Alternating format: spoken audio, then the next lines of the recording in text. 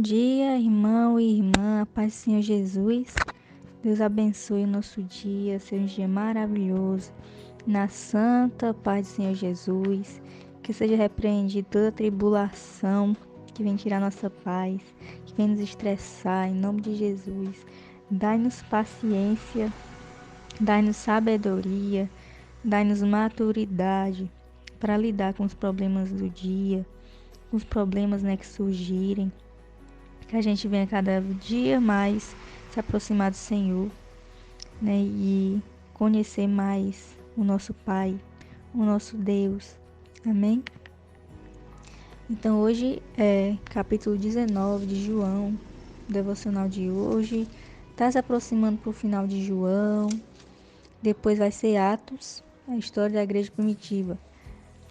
De Mateus até João, os 4 livros são chamados de os evangelhos, que relatam o ministério de Jesus. Depois de Atos em diante, vai ser da igreja com o Espírito Santo de Deus, Então é muito bom, muitas coisas para aprender, refletir, praticar também, Mas hoje, João 19, vamos dar prosseguimento, diz assim: Pilatos, pois, tomou então a Jesus e o açoitou. E os soldados, tecendo uma coroa de espinhos, lhe a puseram sobre a cabeça e lhe vestiram roupa de púrpura. E diziam: Salve, rei dos judeus! E davam-lhe bofetadas. Então Pilatos saiu outra vez fora e disse-lhes: Eis aqui vos trago fora, para que saibais que não acho nele crime algum. Saiu, pois, Jesus fora, levando a coroa de espinhos e roupa de púrpura. E disse-lhes Pilatos: Eis aqui o homem. Eu já expliquei em outros livros, do Evangelho, o que significava a coroa de espinhos e a púrpura. Se não me engano, eu creio que eu expliquei. Se você sabe o significado da coroa de espinhos e da roupa púrpura, você pode deixar aqui nos comentários. Você vai ganhar uma estrelinha. Continuando aqui. Versículo 6. Vendo, pois, os principais sacerdotes e servos clamaram, dizendo: Crucifica-o, crucifica-o, disse-lhes Pilatos. Tomai-o vós e crucificai, porque eu nenhum crime acho nele.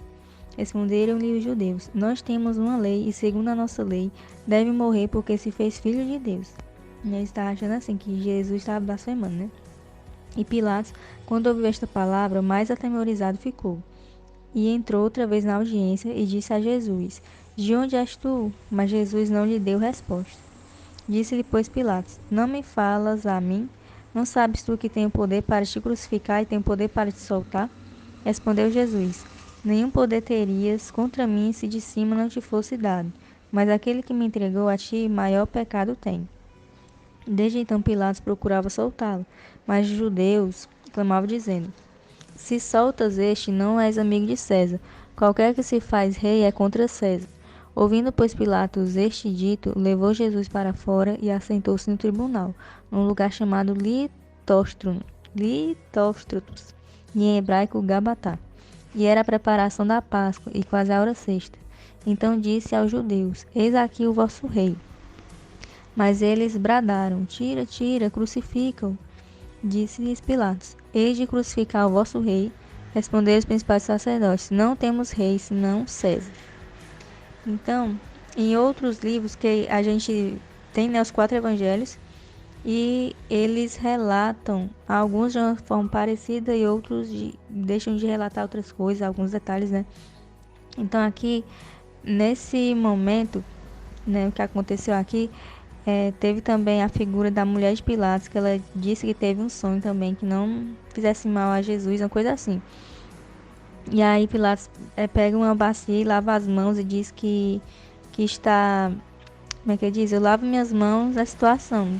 Tipo assim, ele não tem culpa disso, que vão fazer.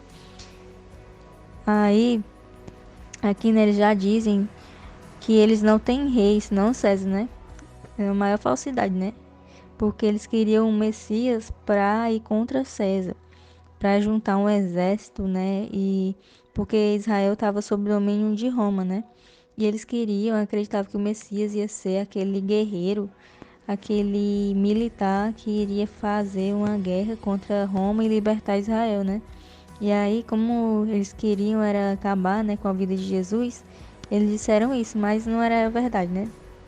O que eles queriam mesmo era acabar com o Império de Roma. Então, continuando aqui. Então, entregou-lhe para que fosse crucificado. E tomaram a Jesus e o levaram. E levando ele às costas da sua cruz, saiu para o lugar chamado Caveira, que em hebraico se chama Gólgota, onde crucificaram e com ele outros dois, um de cada lado, e Jesus no meio. E Pilatos escreveu também um título e pôs-lo em cima da cruz. Nele estava escrito: Jesus Nazareno, Rei dos Judeus. E muitos dos judeus leram este título, porque o lugar onde Jesus estava crucificado era próximo da cidade e estava escrito em hebraico, grego e latim. Diziam, pois, os principais sacerdotes dos judeus a Pilatos: Não escrevas Rei dos Judeus, mas que ele disse: Sou o Rei dos Judeus. Respondeu Pilatos: O que escrevi, escrevi. Então, um comentário, né? Por que que os judeus, eles se incomodaram quando viram aquela inscrição, né, em hebraico? Eu vim descobrir fazendo um curso de hebraico bíblico, né? Porque quando Pilatos escreveu isso em hebraico, grego e latim, em hebraico é muito utilizado siglas, tetragrama, siglas, né? Quando é 4 siglas é tetragrama. E o nome de Deus é um tetragrama. Quando Deus revelou seu nome para Moisés, ele deu um tetragrama, que são 4 letras, que é como se fosse a inicial de 4 palavras. E aí quando eles viram aquela inscrição, eles viram nitidamente o tetragrama de Deus, o nome de Deus ali, inscrito ali naquela placa. Aí eles disseram assim: não é para escrever assim. Aí Pilatos disse: não, eu escrevi desse jeito e pronto. Então foi mais um sinal, né, de que ali eles estavam crucificando o Messias, né? Deus, né, estava ali, né, se manifestando ali mais uma vez. Então, continuando aqui, né? Versículo 23. Tendo, pois, os soldados crucificado a Jesus, tomaram as suas vestes e fizeram 4 partes, para cada soldado uma parte, e também a túnica. A túnica, porém, tecida toda de alto a baixo, não tinha costura. Disseram, pois, uns aos outros: Não a rasguemos, mas lancemos sorte sobre ela, para ver de quem será, para que se cumprisse a escritura que diz: Dividiram entre si as minhas vestes, e sobre a minha vestidura lançaram sortes. E os soldados, pois, fizeram estas coisas. E junto à cruz de Jesus estava sua mãe e a irmã de sua mãe, Maria, mulher de Cleófas ou Cleófas, e Maria Madalena.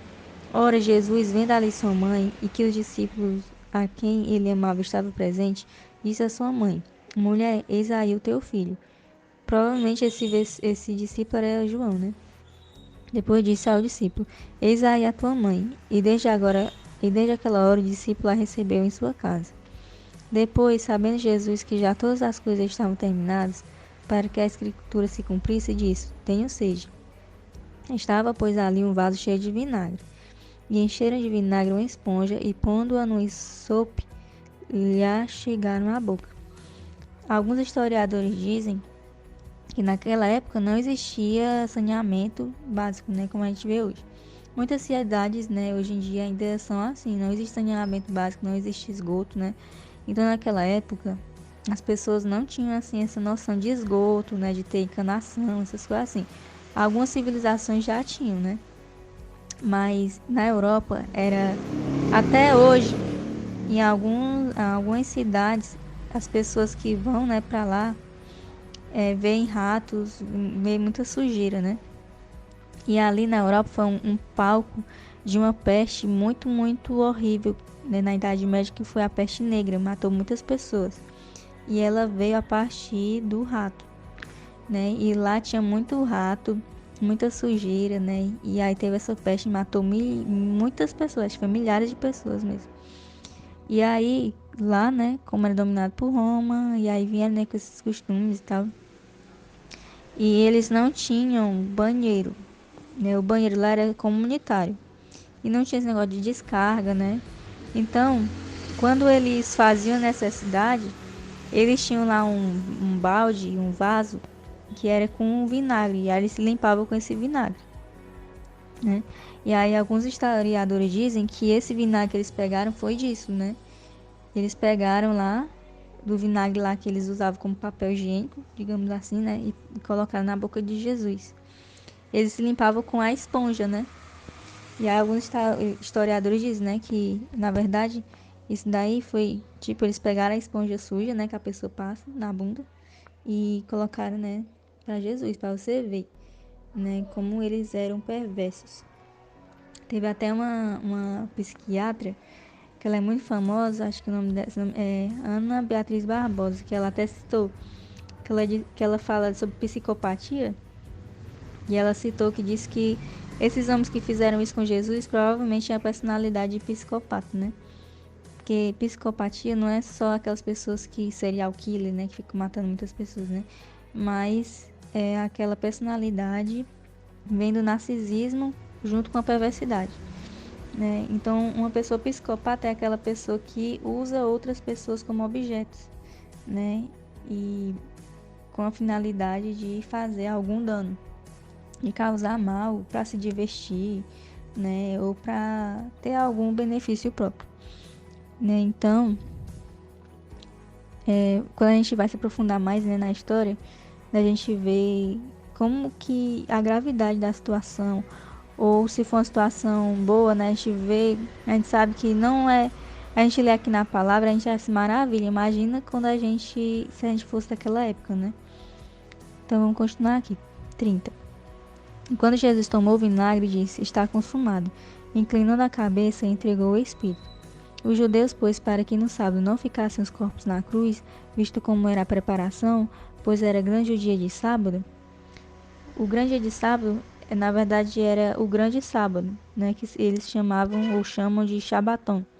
Shabat é o sábado normal, né, que eles têm os costumes, né, de, de se resguardar, de fazer algumas coisas, né? E o Shabaton é quando além do sábado, né, que eles já deixam de fazer essas coisas, existe alguma celebração ou algo a mais a se fazer, né, alguma responsabilidade, né, ou alguma comemoração, né? Ou alguma celebração, né, algum dia festivo, né, e a Páscoa era uma festa, né, que o Senhor criou no Velho Testamento. Então, o sábado, né, era o Shabat normal de toda semana, mais o plus, né, o plus de ser o sábado de Páscoa. Então eles chamavam de Shabaton. Então sempre quando coincidia o Shabat com alguma outra coisa, né, algum outro evento, então era Shabaton, o grande sábado. Rogaram a Pilatos que se lhe quebrassem as pernas e fossem tirados. Foram, pois, soldados, e na verdade quebraram as pernas ao primeiro, e ao outro que como ele fora crucificado. Mas vindo a Jesus e vendo-o já morto, não lhe quebraram as pernas. Esses dois que estavam com Jesus, né, em outros livros, a gente vê relatado que eram dois ladrões, que também era outra profecia. E aí teve um que blasfemou de Jesus e teve outro que creu, né? E que o Senhor disse que naquele mesmo dia iria para o céu com ele. Versículo 34. Contudo, nos soldados lhe furou o lado com uma lança, e logo saiu sangue e água. E aquele que o viu testificou, e o seu testemunho é verdadeiro. Ele sabe que é verdade o que diz, para que também vós o creiais. Então, eu não me lembro muito bem, não me recordo muito bem assim o nome, mas eu já vi assim algumas explicações das pessoas dizendo que esse negócio de ter saído sangue e água é alguma coisa que acontece com o corpo quando o corpo passa por um estresse muito grande, por uma dor muito grande, é uma coisa assim, né? Não me recordo muito bem. É por isso que saiu sangue e água, que também remete a outra coisa que aconteceu no Velho Testamento. Então, se você sabe, você pode deixar aí nos comentários também, ganhar mais uma estrelinha. Então, versículo 36. Porque isto aconteceu para que se cumprisse a escritura que diz: nenhum dos seus ossos será quebrado. E outra vez diz a escritura: verão aquele que traspassaram. Depois disto, José de Arimateia, o que era discípulo de Jesus, mas oculto por medo dos judeus, rogou a Pilatos que ele permitisse tirar o corpo de Jesus. E Pilatos lhe o permitiu. Então foi e tirou o corpo de Jesus. E foi também Nicodemos, aquele que anteriormente se dirigira de noite a Jesus, levando quase 100 arráteis de um composto de mirra e aloés. Tomaram, pois, o corpo de Jesus e o envolveram em lençóis com as especiarias, como os judeus costumam fazer na preparação para o sepulcro. E havia um horto naquele lugar onde fora crucificado, e no horto um sepulcro novo, em que ainda ninguém havia sido posto. Ali, pois, por causa da preparação dos judeus e por estar perto daquele sepulcro, puseram a Jesus. Então eles também estavam preocupados porque eles não podiam tocar em defunto, né? E aí, se eles tocassem defuntos, eles iriam ficar impuros e não iriam participar desta Páscoa, né? Só da segunda Páscoa, que era o povo remanescente que ainda não tinha participado por algum motivo. Ou porque estavam impuros, ou porque estavam em outra cidade, né? E aí eles estavam com essa preocupação. E a gente vê aqui, né? O que aconteceu. E aí é bom a gente ler os outros livros para a gente ver, né, que tem outros livros, né, do Evangelho que trazem outros detalhes, né? Por exemplo, aqui não contou o diálogo que Jesus teve com o ladrão, né, que foi crucificado também, com os ladrões, né, que não contou isso também. Então a gente lendo, a gente vai tendo uma visão mais ampla do que aconteceu. E assim, aqui foi relatado, né, foi relatado aqui, mas eu creio que aconteceram mais coisas assim, que a pessoa não pode explicar, né, com palavras, né? Eu creio que foi algo muito forte, né, que aconteceu aqui. Tem pessoas que dizem que Jesus, né, diz que aqui relata que Jesus foi açoitado, né? E aí aqui não diz muito detalhes, né? Mas, por exemplo, diz que a coroa de espinhos afundou, né, era grande, afundava lá dentro. Os coisas que eles utilizavam para machucar quem ia ser crucificado, né? Eram chicotes que tinham umas pontas, né? Que quando tá acabando na pele, arrancava assim com tudo o couro, né? Então, a Bíblia ela conta, mas quando a gente vai se aprofundar, a gente fica ou maravilhado ou fica, né? Com mais dor ainda, né? Assim a gente se sente mais triste ainda, porque ao vivo com certeza foi muito mais intenso tudo aquilo que o Senhor fez, né? Então essa foi a leitura, né, do capítulo 19. Que Deus abençoe, né, a nossa busca, que a gente venha buscar todos os dias ou aqui, né, nesse projeto de segunda a sexta, mas que a gente tenha esse zelo de alimentar o espírito, de conhecer ao Senhor, né? Que a gente não conheça, irmão, irmã, nosso Deus apenas como a maioria das pessoas conhecem, como um fazedor de coisas, né? Mas que a gente realmente busque ter contato com Deus, né?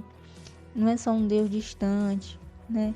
Mas imagina aí, irmão, você, qualquer dia desse, a qualquer momento, você poderá ver Jesus como você vê alguém que divide a casa com você, por exemplo, né? Então imagina, um dia nós estaremos diante do Senhor assim, né? Da mesma forma que a gente consegue pegar na nossa mão, né? Sentir o nosso corpo, sentir o que a gente pega na Bíblia, a gente vai estar assim diante do Senhor. Então, que a gente venha cultivar, que a gente venha desenvolver essa comunhão, esse contato com o Senhor, porque um dia a gente vai estar diante dele. E quando a gente estiver diante dele, irmão e irmã, que a gente veja um sorriso em sua face, né? E não uma reprovação, né? Eu vejo muitos cristãos, né? Que estão há anos e anos na igreja, mas que não amadureceram espiritualmente, né? Que eu vejo aí muitas redes sociais, né? Eu tenho visto muito isso e eu não tenho gostado de ver isso, né? Irmãos cancelando outras pessoas, né? Difamando outras pessoas. E isso nada mais é do que o velho homem, a pessoa que é fofoqueira, que é faladeira, que é reparador, tem um olhar altivo. São coisas que o Senhor não gosta, né? E a igreja não despertou ainda. Acha que porque eu sei a Bíblia, porque eu ouvi o pastor falando isso, ouvi uma pessoa falando isso, eu vou falar, pronto, já estou fazendo justiça. Não, não é bem assim. Nós temos que ter o compromisso de conhecer o Senhor e deixar o Senhor quebrantar o nosso coração. O nosso objetivo, irmã e irmão, é restaurar a nossa vida com Deus e também fazer com que outras pessoas sejam restauradas. E não o contrário, de ficar destruindo as pessoas, né? Tem muitos irmãos que estão destruindo outras pessoas, né? E esse não é o propósito, não é o nosso propósito aqui nesta terra. Amém? Então, essa foi a nossa leitura. Hoje já é sexta-feira, né? O dia que eu tô fazendo esse áudio. Então, eu voltarei em nome de Jesus na segunda-feira com este projeto. No final de semana, né? Tenha um bom final de semana também. Aproveite com a sua família, né, com seus familiares. Aproveite também com os irmãos da igreja, se você está congregando na igreja. Né? Se você não está, aconselho congregar, porque é um mandamento do Senhor e Ele sabe, né? Se Ele diz que é para congregar, porque o negócio tem que congregar, porque a gente aprende muitas coisas, principalmente a perdoar, né? Na igreja. Então, que Deus abençoe seu final de semana também. Seja tranquilo, né? Que seja prazeroso, né? Que seja agradável para a honra e glória do Senhor, né? E que em todos os momentos, né, você esteja na presença do Senhor, amém? Então Deus abençoe a sua vida e até a próxima semana.